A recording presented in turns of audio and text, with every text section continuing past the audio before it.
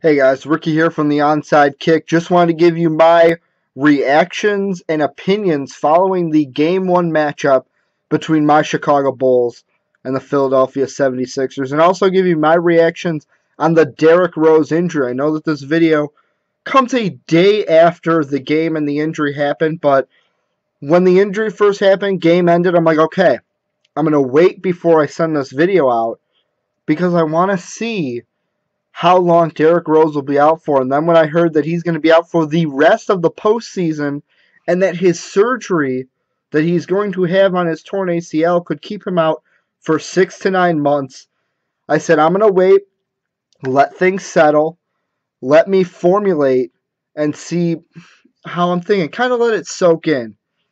And here it goes. First, I'm going to touch on the injury. The injury comes at a very bad time for us Chicago Bulls fans because it's been a season of the best way I could put it is it's kind of been a season where you want to see Derrick Rose come back to form, but every time he comes back, boom, there's an injury. He's had so many injuries this season, and especially in Game 1, watching it, Stacey King, color commentator for the Chicago Bulls, even said it so many times during the game yesterday that Derrick Rose, he's finally coming back to form. The Windy City is back, ladies and gentlemen. And then this happens. Derrick Rose goes to plant. You can see that he was in pain right away after he jumped into the air. And right when I saw it, I was like, oh, great. I'm like, just our luck. Derrick Rose been out all season. Now this happens.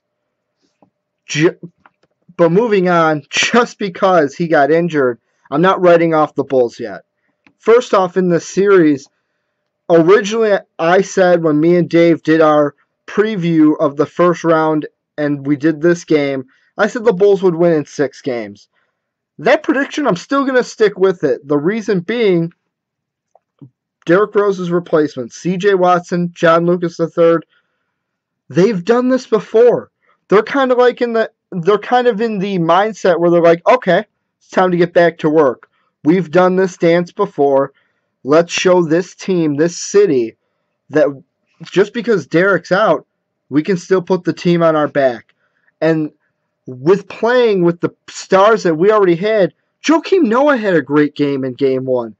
Rip Hamilton, Luol Deng, and especially Kyle Korver. I think in Game 1, Kyle Korver showed that he is not just a shooter. There was one play, Andre Iguodala stole the ball, was running down for an easy layup. Kyle Korver, with great hustle, got all the way down there in front of Iguodala, threw his hands up, planted his feet, drew the charge.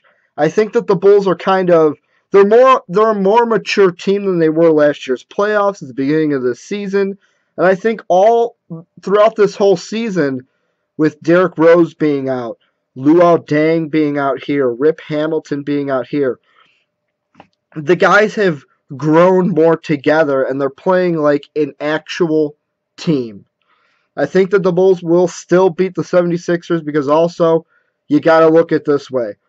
The only loss that the Bulls had at the hands of the 76ers this year, Luol Deng and Rip Hamilton were both injured. Luol Deng, I believe it was a left knee with Luol Deng, and then Rip Hamilton with the sorts of injuries that he has had this year. They're both playing strong, and they showed it in Game 1. So I'm still sticking by the Bulls. I'm going to say they're going to win in 6 over the 76ers. And then finally, what I think going forward, the playoffs as a whole for the Chicago Bulls, like I said, I feel like they'll beat the 76ers in 6, move on to the second round. Now, in the second round, they'll either have to play the Boston Celtics or the Atlanta Hawks. The Atlanta Hawks were playing pretty strong today against Boston. Rajon Rondo got ejected in that game after having an altercation with the referee. No matter which team that the Bulls would draw, I kind of feel like they can beat either team because with the Hawks, if Al Horford is still out like he is, I believe he's going to be out for the entire first round. If he's still out come round 2, there is no reason why Joakim Noah, Taj Gibson, Omer Asik, there's no reason why they shouldn't have their way in the paint with him. With the Boston Celtics, KG playing center, matching him up against Joakim Noah, there's no reason why Joakim Noah should not have a strong game. I think that the Bulls' only problems as playoffs is if they have to match up against the Miami Heat in the Eastern Conference Finals. The reason why I say this is I know what you guys are thinking. You're probably like, well, Ricky, the last home game that the Bulls had against the Heat, they played really well, and Derrick Rose didn't play that much. He didn't play that well. C.J. Watson had a big game. Yes, that's true. But I think that you got to take into consideration that was a different Miami Heat team. That was a Miami Heat team that was like, okay, it's the end of the season. We're getting bored with the regular season. Let's start the playoffs. And I think Miami showed that in their game one against the New York Knicks as they completely lit them up. I think the Bulls, they'll stand a chance against the Miami Heat. Don't get me wrong. It's not going to be a 5-game series where the Bulls get bounced again.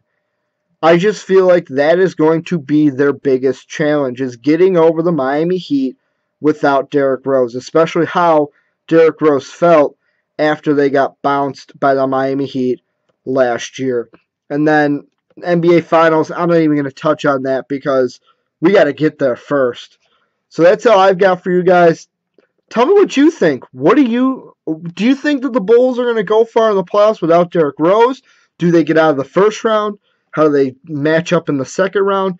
Do you even see them being a finals contender without Derrick Rose? Leave that comment down below. And also, don't forget to like the Onside Kick on Facebook. That link is facebook.com/the Onside Kick.